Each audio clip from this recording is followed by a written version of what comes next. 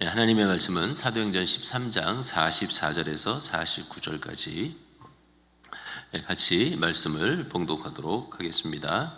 그 다음 안식일에는 온 시민이 거의 다 하나님의 말씀을 듣고자 하여 모이니 유대인들이 그 무리를 보고 시기가 가득하여 바울이 말한 것을 반박하고 비방하거늘 바울과 바나바가 담대히 말하여 이르되 하나님의 말씀을 마땅히 먼저 너희에게 전할 것이로되 너희가 그것을 버리고 영생을 얻기에 합당하지 않은 자로 자처하기로 우리가 이방인에게로 향하노라. 주께서 이같이 우리에게 명하시되 내가 너를 이방의 빛으로 삼아 너로 땅끝까지 구원하게 하리라 하셨느니라 하니 이방인들이 듣고 기뻐하여 하나님의 말씀을 찬송하며 영생을 주시기로 작정한 자는 다 믿더라.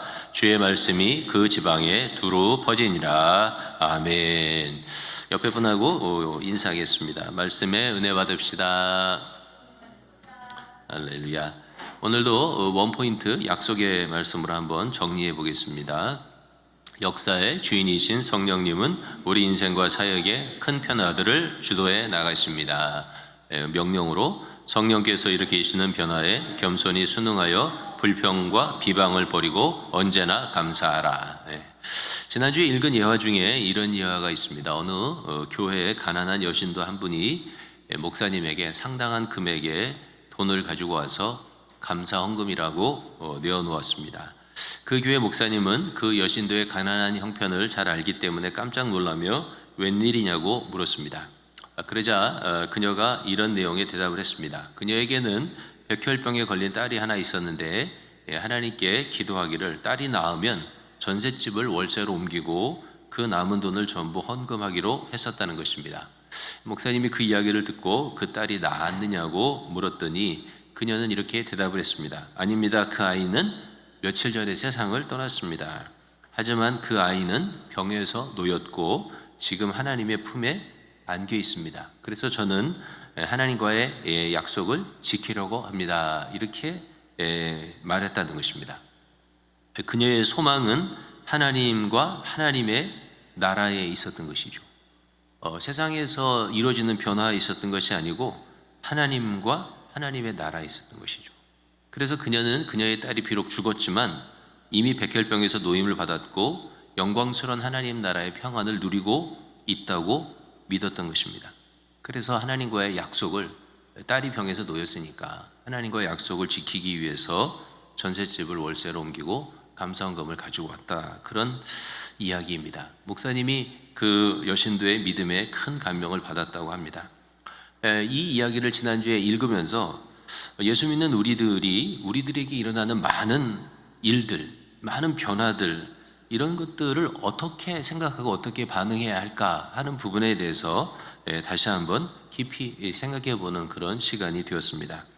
이제 오늘 본문 말씀으로 돌아가 보면 오늘 본문 말씀은 BCDI 안디옥에서의 선교 활동에 대한 말씀입니다. 특별히 오늘 우리가 읽은 본문은 거의 결론에 해당하는 것이죠.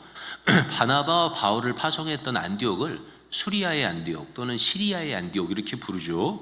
그리고 오늘 본문에 나오는 이 선교지 BCDI의 안디옥은 바울과 바나바가 선교했던 두 번째 선교지입니다. 서로 다른 지역이죠. 여러분 지도를 아마 앞에 나올 텐데요. BCDI의 안디옥은 첫 번째 선교지였던 구브로 섬에서 바다를 건너 버가라고 하는 항구까지 약 180km를 가고 아마 제가 안 붙였나 봐요. 죄송합니다. 제가 다시 붙여드릴게요. 그 다음에 180km를 이렇게 배를 타고 나와서 그 버가에서 산을 넘어서 160km를 더 걸어가야만 되는 지역에 있었던 도시가 바로 이 BCDI의 안디옥이라고 하는 도시입니다. 그런데 이 BCDI의 안디옥으로 바울과 바나바가 선교하러 가는 과정과 그리고 선교 활동 중에 하나님의 성령께서 상상하지 못할 만큼 엄청난 변화의 바람을 이제 불러일으키십니다. 어떤 변화가 있었을까요? 첫 번째, 선교팀의 리더십에 큰 변화가 생겼습니다. 13장 13절을 읽어보겠습니다. 바울과 및 동행하는 사람들이 바보에서 배 타고 밤빌리아에 있는 버가에 이르니 요한은 그들에게서 떠나 예루살렘으로 돌아가고. 자, 구브로의 바보에서 박수 엘루마가 계속 복음의 사역을 방해했을 때 사도 바울이 성령으로 충만해서 그 박수를 꾸짖게 되죠. 그리고 그 박수는 눈이 멀어버리는 사건이 생깁니다. 그리고 그때 그 일로 인해서 구브로의 총독이었던 서기오 바울이라고 하는 사람이 예수를 믿게 됩니다. 그게 우리가 읽은 13장 13절의 바로 전절인 13장 12절에 기록되어 있어요. 자, 이렇게 13장 12절에서 서기오 바울이 예수를 믿은 이후에 13장 13절로 넘어가면서 갑자기 바울의 이름이 전면에 등장합니다. 요 전까지는 이 선교팀의 리더가 바나바였습니다. 그래서 그 전에는 항상 이름이 나오면 어떻게 나왔냐면 바나바와 바울 이렇게 나왔어요.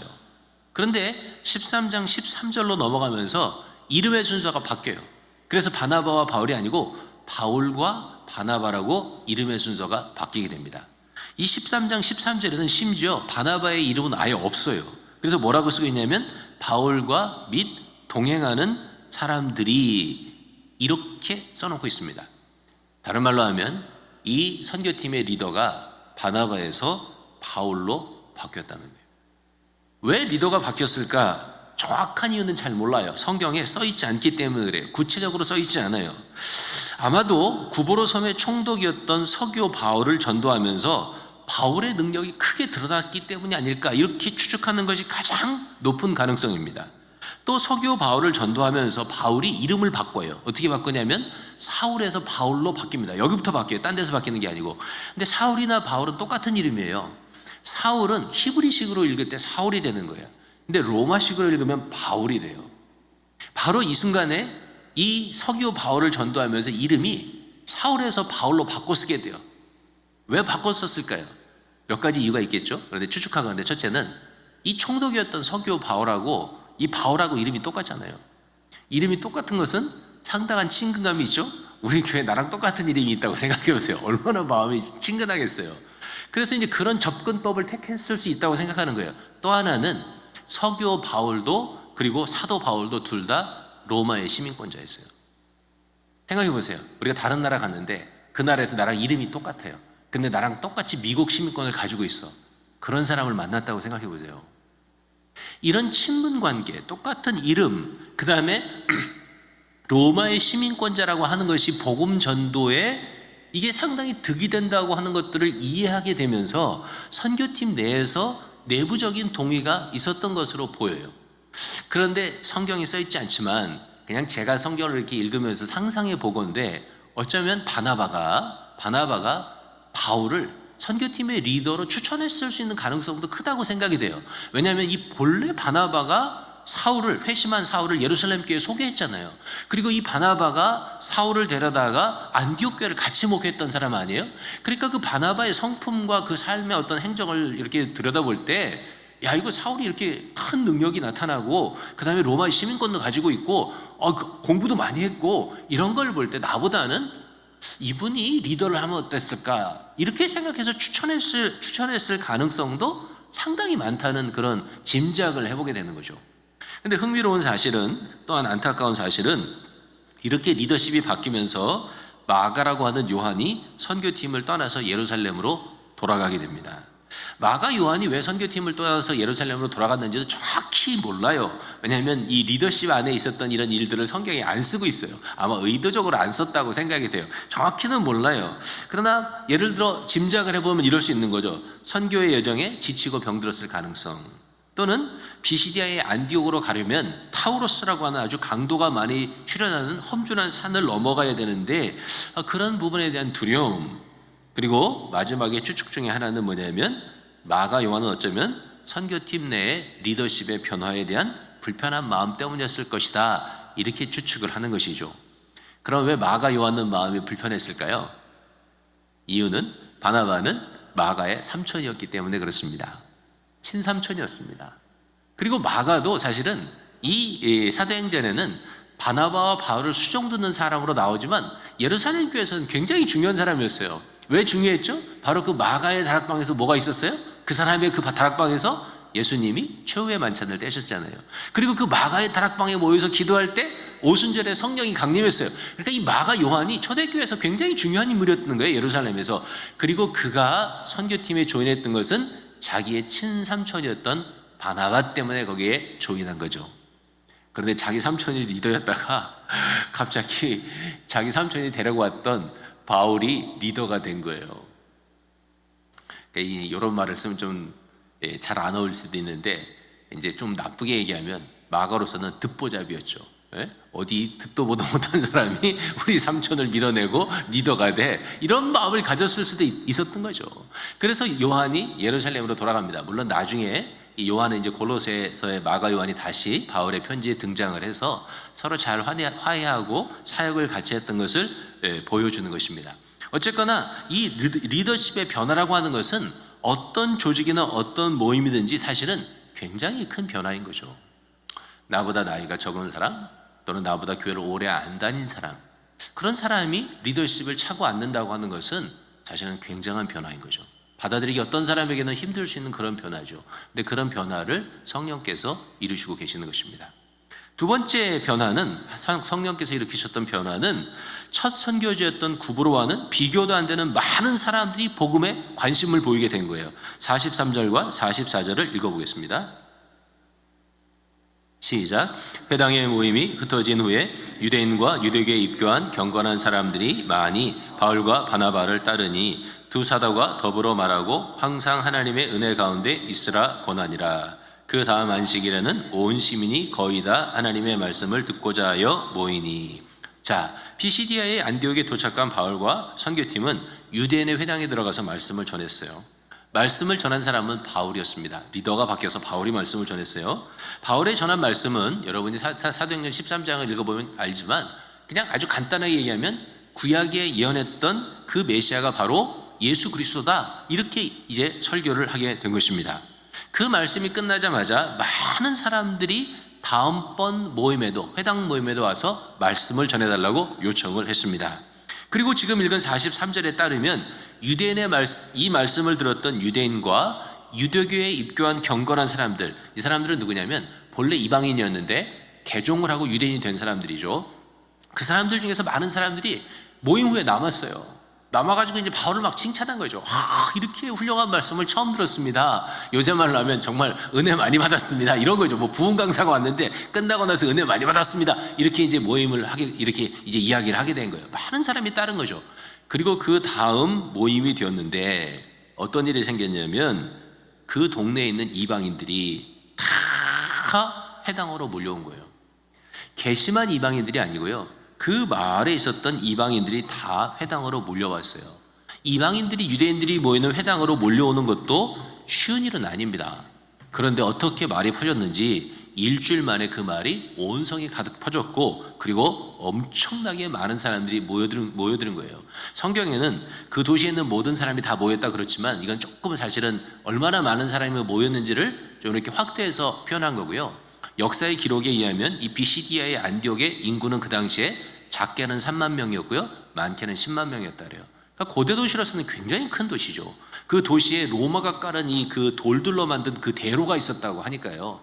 그리고 또 그 로마의 수도인 로마와 자매 도시였다고 말할 만큼 큰 도시가 비시디아의 안디옥이었어요. 그러니까 그 도시에 많은 사람이 살았는데, 뭐 유대인의 회당이 뭐 얼마나 컸겠어요 그 당시에. 근데 거기가 그냥 막 미어 터질 만큼 사람들이 이제 찾아오게 된 것이죠. 성령께서 일으키셨던 놀라운 변화예요. 구브로에서는 섬을 횡단하면서 복음을 전했는데 별로 반응을 얻지 못했어요. 별로 관심이 없었어요. 누구도 주목하여 보지 않았어요. 그런데 성령께서 이 비시디아의 안디옥에서는 생각지 못했던 수없이 많은 사람들이 복음에 반응하도록 사람들의 마음을 열어주신 것이죠. 다솜교회도 이런 변화가 있게 되기를 주의 이름으로 축복합니다. 네. 자, 세 번째, 선교의 주 대상이 유대인에게서 이방인으로 바뀝니다. 46절과 47절을 읽어보겠습니다. 바울과 바나바가 담대히 말하여 이르되 하나님의 말씀을 마땅히 먼저 너희에게 전할 것이로되 너희가 그것을 버리고 영생을 얻기에 합당하지 않은 자로 자처하기로 우리가 이방인에게로 향하노라. 주께서 이같이 우리에게 명하시되 내가 너를 이방의 빛으로 삼아 너로 땅끝까지 구원하게 하리라 하셨느니라 하니. 아멘. 자, 여기에 세 번째 변화가 있어요. 바울과 바나바가 본격적으로 이방인을 선교의 대상으로 바꾼 거예요. 비시디아의 안디옥에서 첫 복음 전파를 하고 나서 많은 사람들이 그거를 좋아하고 그 다음 주에 그 도시에 있는 많은 이방인들이 찾아오는 것을 봤는데요. 겉으로는 좋았는데 속으로는 심각한 어려움을 만들어내게 되었습니다. 왜냐하면 이것을 보고 시기하고 질투하는 사람들이 일어나게 된 것이죠. 그 사람들은 누굴까요? 그 사람들은 바로 이 회당의 그 지도자들이었겠죠. 이 사람들이 시기하는 마음이 가득히 일어나서 이제 그 바울과 바나바의 말을 조목조목 반박하고 비방하게 된 것입니다. 사실 반대를 위한 반대는 끝이 없잖아요. 비방을 위한 비방은 끝이 없는 것이죠. 그러니까 사도 바울이 말하는 것보다 일어나서 반대하고 말하는 것마다 일어나서 이제 막 비방하고 그러니까 이게 뭐 큰 혼란이 일어났겠죠. 이렇게 되니 사도 바울이 뭐라고 얘기했냐면 너희가 스스로 하나님의 말씀을 버리고 구원받지 못한 자로 니들 스스로 자처하니까 우리는 이제 너희에게서 떠나서 이방인에게로 복음을 전하러 가겠다. 그렇게 물꼬를 바꿉니다. 자, 물론 이후에도 바울은 가는 곳마다 유대인의 회당에서 복음을 전해요. 그거는 일종의 사도 바울의 선교의 전략이었어요. 그러나 분명한 것은 뭐냐면 사도 바울이 자기 자신을 하나님이 이방인의 사도로 불렀다고 하는 사실을 확신하고 이방인에게로 마음과 포커스를 바꾼 사건이 어디서 일어났냐면 비시디아의 안디옥에서 일어났던 것이죠. 이런 모든 일들이 일어났지만 48절에 보면 많은 이방인들이 예수 믿고 돌아오게 되었습니다. 하나님 앞에 구원을 찬양하며 그 다음에 하나님을 찬송하고 복음의 말씀이 그 지방에 두루 퍼지게 되는 그런 역사가 비시디아의 안디옥에서 일어났어요. 결국은 유대인들이 그 유대교로 개종한 귀부인들 또 그들의 남편들을 꼬드겨서 사도 바울과 바나바를 심하게 박해합니다. 이게 영어로는 맞았다는 말이 없지만 원어로 보면은 이 구타했다는 말이 들어있어요. 그래서 때려서 이 마을에서 이제 떠나가게 되는 그런 일들로 오늘 말씀이 이제 결론을 맺게 됩니다. 자, 제가 지금까지 두 번째 선교지였던 비시디아의 안디옥에서 일으켰던 하나님의 성령의 변화의 역사를 여러분에게 설명을 했죠. 첫 번째는 리더십이 바뀌었고요. 두 번째는 생각지 못했던 많은 사람들이 복음에 반응을 했고, 세 번째는 복음의 주 대상을 유대 내에서 이방인으로 바꿨다는 거예요. 굉장히 큰 변화가 일어났던 거예요. 이 엄청난 변화를 누가 일으키셨냐면 성령께서 일으키신 것이죠. 그럼 이런 엄청난 변화를 일으키실 때 과연 우리는 이 변화를 일으키신 이 성령의 사역을 우리의 삶과 어떻게 연결해서 적용할 수 있을까? 제가 여러분에게 두 가지만 적용점을 찾아보려고 합니다. 첫 번째는 변화를 일으키시는 성령이 매우 개혁적이라고 하는 사실을 항상 명심해야 된다는 거예요. 우리 교회는 개혁교회가 아니죠. 우리 교회는 성결교회입니다. 한국에는 개혁교회가 강하죠. 이 개혁교회가 주로 이제 장로교회죠. 리포엄드 철치라고도 얘기하고 이제 프레스비테리안 철치라고도 말하죠. 그런데 지난번에 우리 목사님들끼리 대화하면서 한 장로교회 목사님이 스스로 이렇게 말씀하셨습니다. 이번에 코로나19 사태를 대하는 것을 보니까 본인들이 이름만 개혁교회이지 제일 개혁을 못하는 교단이 우리 교단입니다. 이렇게 본인들이 스스로 말하는 것을 제가 들으면서 고개를 끄덕끄덕하는 그런 생각을 했어요. 오늘 본문을 읽어보면서 개혁적인 부분이 뭘까요? 너무 많죠. 리더십을 바꾸는 하나님의 모습은 너무나 개혁적이죠.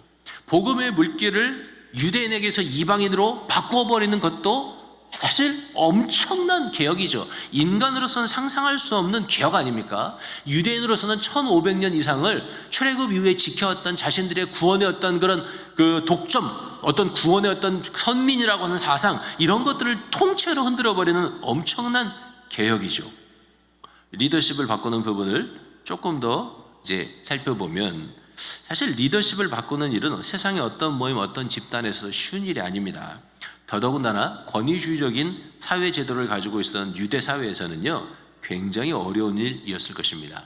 근데 하나님의 성령은 리더를 바나바에서 바울로 바뀌어 버리죠. 하나님의 뜻에 깊이 순종했던 바나바와 바울은 성령의 인도하심에 순종해서 바울을 리더로 인정하고 계속 같이 어떻게 합니까? 계속 같이 협력합니다. 언제까지 협력하냐면 1차 선교 여행이 끝나고요, 둘이 같이 가서 안디옥 교회 가서 다시 몇 년 동안 목회를 할 때까지 계속 같이 협력합니다. 근데 나중에 결국은 이제 이게 헤어지게 되는데, 2차 선교 여행 때 마가를 데리고 갈 것이냐 말 것이냐를 가지고 이제 두 분이 이제 갈라서는 일이 있지만, 아무튼 이 두 분은 하나님의 성령의 인도하심에 순종하는 모습을 오늘 본문에서 이제 보여주고 있는 것이죠. 인간적으로는 사실은 이해가 되지만 성령께서 하시는 일을 따르는 것은 쉬운 일이 아니었던 것이죠. 그래서 마가 요한은 따라가지 못했던 것이죠. 어떤 분의 글을 보니까 하나님의 개혁적인 성향을 장자를 바꾸어 버리시는 모습으로 설명하는 것을 읽어보게 되었습니다. 성경을 읽어보면 하나님은 장자의 자리도 바꿔버리시는 하나님이라는 거예요. 그래서 이삭에게는 에서와 야곱이라고 하는 두 아들이 있지 않았습니까? 근데 하나님께서 장자권을 누구에게 주어버리십니까? 야곱에게 주어버리시죠. 야곱에게는 12아들이 있었습니다. 근데 하나님은 육체적으로 태어났던 장자인 루벤에게 장자권을 주시는 것이 아니고 11번째 태어났던 요셉이 장자권을 잇게 하시는 하나님이신 거죠. 그게 성경에 기록되어 있는 거예요. 먼저 태어난 장자로서의 권한, 명분, 기득권, 이런 것들이 하나님에게는 하나도 통하지 않고 의미가 없었다는 거예요. 그런 것들의 마음을 빼앗기고 생각이 빼앗기는 것은 우리 죄악된 인간들이나 그렇게 하는 것이지, 하나님은 그런 데 관심이 없다는 거예요. 근데 생각해 보세요. 한국 사회에서는요, 장자의 자리를 찾아가 차지하는 것은 어림도 없는 일입니다. 어디 그걸 상상이나 할 수 있겠어요. 요새는 물론 법적으로 이제 뭐 재산이나 이런 것도 남녀 형제가 동등하게 나눠 갖지 않습니까? 그거는 사회적인 문제고요. 뭐 부모님들이 다 미리미리 챙겨서 장자에게 더 많이 주죠. 암만 그래도 사회적으로 다 그게 평등화됐다고 할지라도 감히 어떻게 찾아가 장자의 자리를 대신해 갖고 네가 이 집의 장손이다, 말이 됩니까? 안 됩니까? 안 돼요. 절대로 못합니다. 종손이 아무리 못났어도, 아무리 못나도 종손은 종손이야, 이게 한국 문화죠. 유대 사회도 비슷하지 않았겠습니까? 그런데 하나님은 어떻게 해요? 하나님은 장자도 바꿔버리세요. 우리 인간보다 하나님이 엄청나게 더 개혁적인 거죠. 지난주에 유기성 목사님이 페이스북에 쓰신 글을 읽었는데요, 머리를 끄덕이면서도 저 자신을 돌아보게 하고요, 가슴이 뜨끔한 그런 글이 있었어요. 제가 한번 읽어볼게요. 이렇게 쓰셨어요. 교인들은 목사님들이 하나님의 말씀대로만 목회하며 설교하기를 원합니다. 목사도 마찬가지입니다. 교인들이 하나님의 말씀대로만 살기를 원합니다. 그러나 하나님의 말씀대로 사는 것이 얼마나 개혁적인 것인가에 대해서는 제대로 알지 못합니다. 나는 이 글을 읽으면서 가슴이 뜨끔했어요. 성도들은요, 목사를 보면서 목사가 우리 목사님이 좀 더 하나님 말씀대로 살았으면, 우리 목사님이 좀 더 성경대로만 목회했으면, 이런 바람을 항상 갖는다는 거죠. 그리고 그 바람의 뒤에는 뭐가 있냐면 비방하는 마음이 있는 거죠. 그렇게 살지 못한다고 하는 비방하는 마음이 있다는 거예요. 그런데 목사도 똑같다는 거예요. 목사는 성도들을 바라보면서 우리 교회 장로님이, 권사님이, 집사님이 정말 성경대로만 살았으면, 하나님 말씀대로만 살았으면 얼마나 좋을까, 그런 마음을 갖는다는 거예요. 그리고 그 마음 뒤에는 뭐가 있어요? 비방하는 마음이 있다는 거죠. 그러나 정작 자기 자신의 오래된 습관과 오래된 관행과 그리고 잘못된 행위를 개혁하시려고 하는 하나님에 대해서는 잘 모른다는 거예요. 다른 사람에 대해서는 하나님의 말씀대로 살라고 가르치고 주장하고 직간접적으로 강요하지만, 정작 자기 자신은 하나님의 말씀대로 생각하고 판단하고 살아가는 일들에 대해서 너무나 닫혀있고 너무나 저항적이고 너무나 불순종적이라는 거예요. 저는 이 말씀을 읽으면서 가슴이 뜨끔했어요. 여러분들 가슴이 뜨끔해야 돼요. 가슴이 뜨끔해야 여러분 영혼과 양심이 살아있다는 증거예요. 사랑하는 성도 여러분, 유대인들이 구원에서 멀어졌던 이유는 무엇입니까? 그들이 받은 은혜가 얼마나 소중한지 몰랐던 거예요. 그 소중한 은혜를 소홀히 여기고 배척해 버린 거죠. 유대인으로 선택받은 하나님의 사람이라고 하는 것, 애굽에서 구원해 주셔서 1500년 동안 선민으로 지켜주셨다고 하는 것, 그 땅에서 예수 그리스도가 나게 하시고 그 사람들 가운데서 복음을 전하게 하셨다고 하는 것, 이 엄청난 은혜와 사랑을 입었어요. 그런데 그들은 그 은혜의 소중함을 몰랐던 것이죠. 아니, 몰랐던 정도가 아니고 외면한 정도가 아니고 배척했던 것입니다. 사랑하는 성도 여러분, 은혜를 먼저 받을 수 있는 것입니다. 그러나 은혜를 먼저 받는 것이 모든 것은 아닌 거예요. 은혜를 먼저 받는 것은 큰 축복입니다. 그러나 그 은혜를 지킬 수 있을 때 진짜 축복인 것이죠. 내가 은혜를 먼저 받았기 때문에 마음이 교만해지고요, 내가 은혜를 먼저 받았기 때문에 배타적이 되고요, 내가 은혜를 먼저 받은 것을 나만 은혜 받은 것처럼 독점으로 알고요, 그래서 하나님에게서 마음이 떠나면 하나님에게서 멀어지는 거예요. 구원에서 멀어지게 되는 거예요. 하나님의 거룩한 손에 들림받아 쓰임받을 수 없게 되는 거예요. 먼저 됐다는 것 때문에 자랑하고 그것 때문에 교만한 것은 유대인처럼 되는 것이란 말이에요. 저는 1994년에 목사 안수를 받았습니다. 벌써 목사 안수 받은 지 26년이 지났어요. 그 전에 전도사까지 한 거를 쳐면 30년이 넘게 벌써 교육자 생활을 했습니다. 근데 제가 여러분에게 나는 목사 안수 받은 지 26년 됐습니다, 그리고 30년 넘게 교육자 생활을 했습니다, 이런 게 여러분에게 어떤 의미 있는 그런 내용으로 다가옵니까? 아무도 안 다가와요. 여러분이 관심 있는 것은 김 목사가 얼마나 오래 목회자를 했느냐 이거 아니에요. 여러분이 관심 있는 것은 지금 김 목사가 하나님의 사람으로서 바르게 살고 바르게 목회하려고 최선을 다하고 있느냐, 그게 여러분에게 의미 있는 것이지, 내가 얼마나 오랫동안 목사했느냐, 내가 얼마나 많은 경력을 갖고 있느냐, 여러분에게 아무 의미가 없단 말이에요. 그것은요, 여러분도 똑같아요.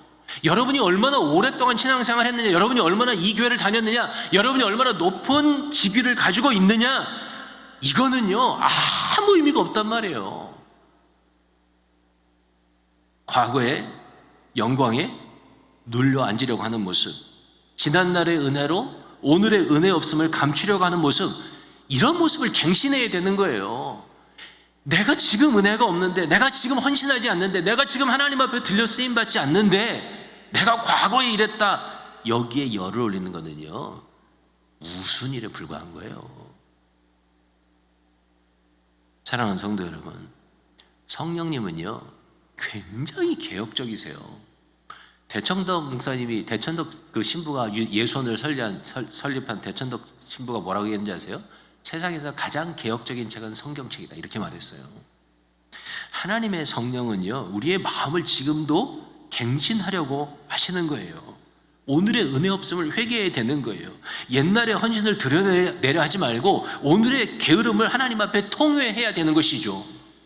그게 변화를 일으켜가려고 하시는 하나님의 성령의 역사하심 앞에서 우리가 보일 수 있는 반응이에요. 그렇게 순응하는 자에게, 변화에 순응하는 자에게 하나님의 성령께서 함께 하셔서 하나님의 일을 이루어 가시는 거죠. 두 번째 적용은 시기와 비방을 버려야 된다는 거예요. 45절을 읽어볼까요?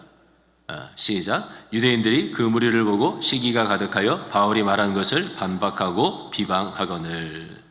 사실 유대인들은, 특히 이 45절에 나오는 유대인들은 아마 안디옥에서 평소에 말씀을 가르쳤던 유대인들이라고 그렇게 생각이 됩니다. 근데 이 사람들은 어쩌면 자신은 바울이 한 주 동안 가르쳐갖고 이렇게 많은 이방인들이 회당에 몰려오면 감사해야 되지 않을까요? 사실 회당에 오면 옛날에도 헌금하고 하지 않았을까 싶어요. 일부리라도 헌금을 하고 왔겠죠.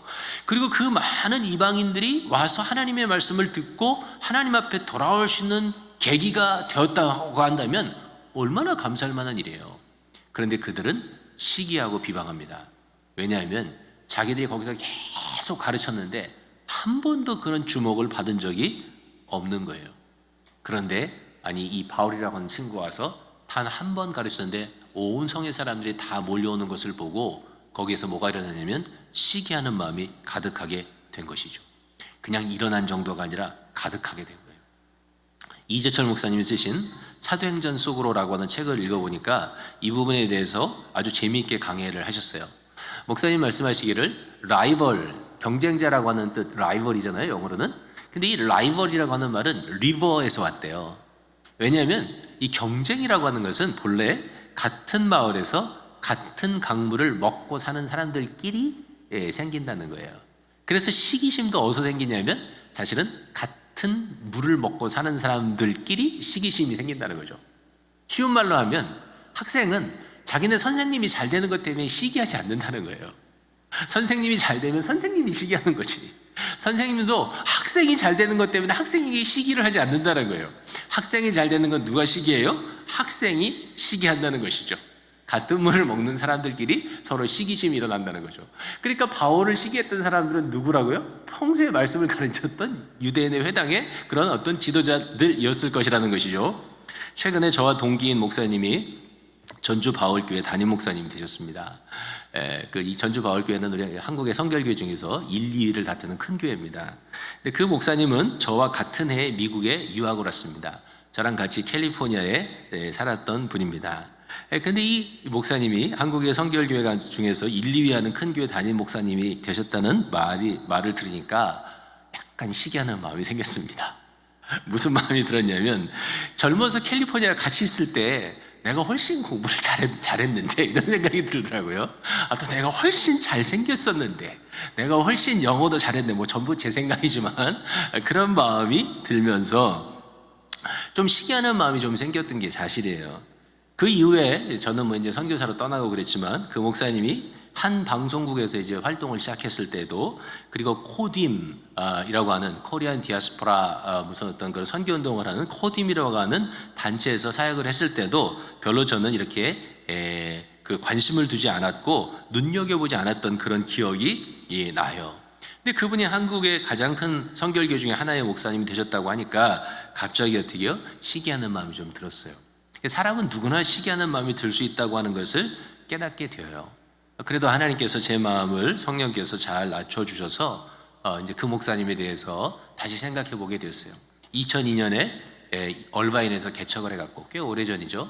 한국에 들어가는 2018년까지 16년 동안 한 교회에서 버티셨어요. 훌륭한 분이죠.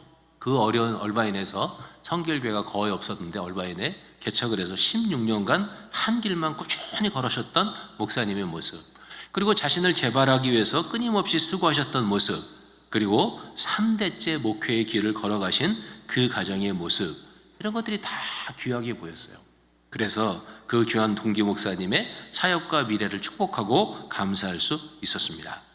그리고 하나님께서 제게도 하나님이 너무나 사랑하고 귀히 여기시는 다솜교회를 섬기게 하셨음을 깨닫게 하면서 제가 늘 고백하듯이 저의 실력이나 영성에 비하면 내가 이 다솜교회를 목회하는 것도 나에게는 너무나 과분한 은혜라고 하는 것을 다시 한번 고백하게 되었습니다. 시기심이 일어날 수는 있는 거예요, 사람은.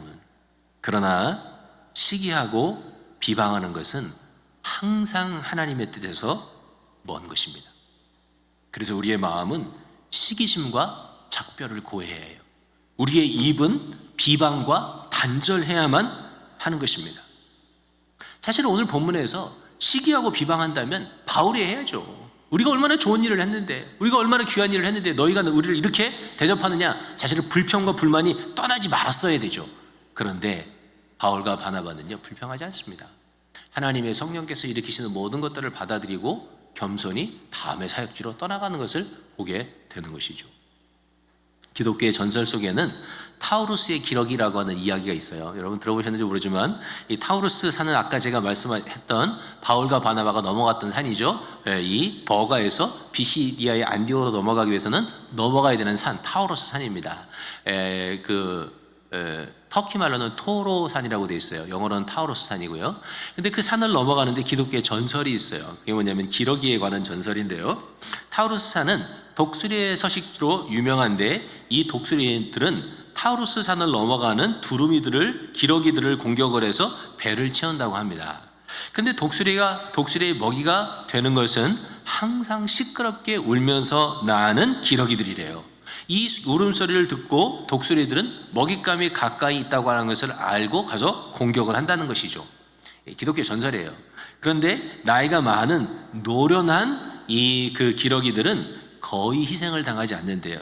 왜냐하면 노련한 기러기들은 여행을 떠나기 전에 입에 돌을 물고 하늘을 날아오른다는 것이죠. 시끄럽게 잘못 소리를 내다가는 독수리의 먹이가 될 것을 알기 때문이라고 합니다. 그래서 이런 전설을 통해서 이 기독교인들은 자신의 입을 비방으로 함부로 놀리지 않는 교훈을 삼았다 그래요. 지난주 금요일 날 우리 파라과이에서 선교하시는 전승천 선교사님을 줌으로 모시고 말씀을 들었어요. 선교사님이 하신 말씀 중에서 이런 질문이 있었어요. 여러분, 내가 19년째 지구 반대편인 파라과이에서 선교를 하면서 하나님 어쩌자고 저를 이렇게 어려운 곳으로 보내셔서 나를 이렇게 고생하게 하십니까? 그렇게 한 번이라도 내가 하나님 앞에 불평해 본 적이 있을까요? 없을까요? 그렇게 질문을 했습니다. 그랬더니 우리 집사님 한 분이 있어요, 그렇게 얘기를 했어요. 그랬더니 선교사님 말씀이 땡 그러셨습니다. 하나님 앞에서 내가 정말 정직하게 고백하건대 저는 한 번도 19년 동안 하나님 앞에 하나님 어찌하여 나를 이렇게 어렵고 힘든 곳으로 보내셔서 나를 이렇게 고생하게 하십니까? 그렇게 한 번도 말해본 적이 없다, 그렇게 이야기하셨습니다. 성도 여러분, 생각해 보세요. 정말 선교사님에게는 19년 동안 어려운 일이 한 번도 없었을까요? 모든 일이 그렇게 잘 되고 항상 잘 풀렸을까요? 아니라고 생각합니다. 어려웠을 때도 있었고 힘들 때도 있었고 그리고 너무나 고통스러울 때도 있었던 것이죠. 그러나 그 선교사님은 어떠한 경우에도 불평과 비방을 멀리했던 것입니다. 자기 인생을 책임지고 이끌어 가시는 하나님을 신뢰하면서 겸손히 성령께 순종하는 삶을 살았던 것이죠. 제가 설교의 초두에 백혈병으로 딸을 잃은 어머니의 감사헌금 이야기를 했습니다. 엄청난 변화를 만들어 가시는 성령님께 불평과 비방 없이 겸손히 순종해 나가는 바울과 바나바의 이야기도 여러분에게 드렸습니다. 코로나19라고 하는 이 대유행이 아직도 진행 중이고요. 그리고 흑인들의 폭동으로 생각지 못했던 아픔을 경험하고 있는 성도들도 우리의 가까이 있는 것이 사실입니다. 어렵죠. 사실 힘든 일입니다. 그러나 아무리 어렵고 힘들어도 우리는 잠잠히 하나님께 감사하고 변화를 이끌어 가시는 하나님의 성령께 우리의 마음을 들여서 순종해야 된다고 그렇게 믿어요. 왜냐하면 하나님은 좋으신 분이기 때문에 그런 것이죠. 지금은 다 이해할 수 없어도 그래서 마치 마가 요한이 불평하고 떠나는 반응을 볼 수 있는 사람들도 있겠지만 하나님의 성령에게 모든 것을 맡기고 인정하고 그 하나님 앞에 우리 자신을 적응하여 드릴 수 있다고 한다면 이 비시디아의 안디옥에 수없이 많은 사람들이 주께 돌아와서 감사하고 찬양하고 그 지방에 많은 사람들이 예수를 믿게 된 것과 같은 가장 아름다운 일들이 순종하는 우리들을 통해서 생길 것이라고 확신하는 것입니다. 여러분들도 성령께서 이끌어 가신 이 변화에 잘 적응하시고 감사하시게 되기를 예수님의 이름으로 축복합니다.